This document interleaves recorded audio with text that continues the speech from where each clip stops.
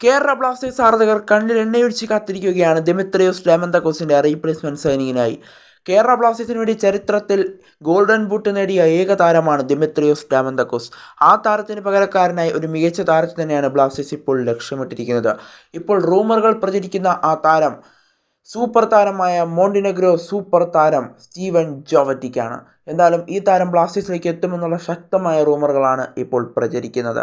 എന്തായാലും താരം എത്താനുള്ള സാധ്യതകൾ ഇപ്പോൾ വീണ്ടും വർദ്ധിച്ചിരിക്കുകയാണ്. ISL ട്രാൻസ്ഫർ മാർക്കറ്റിൻ്റെ വെബ്സൈറ്റിൽ പോയി പരിശോധിച്ചാൽ താരം ഇപ്പോൾ എത്താനുള്ള സാധ്യത 82% ഉയർന്നിട്ടുണ്ട്. എന്തായാലും ഇന്നലെ താരം എത്താനുള്ള സാധ്യത ഏകദേശം 72%.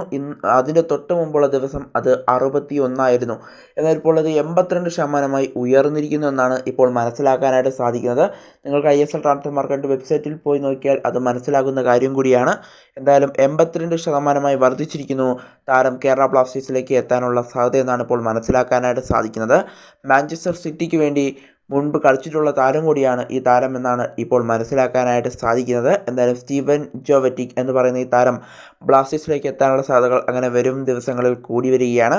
എന്തായാലും സൈനിങ് ഇനി അധികം വൈകില്ല, ഉടൻ തന്നെ ഉണ്ടാകും. കാരണം ഈ മാസം അവസാനത്തോടെ ട്രാൻസ്ഫർ മാർക്കറ്റ് അടയ്ക്കുകയാണ്. അതുകൊണ്ട് അതിനു മുമ്പേ ഒരു സൈനിങ് നമുക്ക് പ്രതീക്ഷിക്കാം.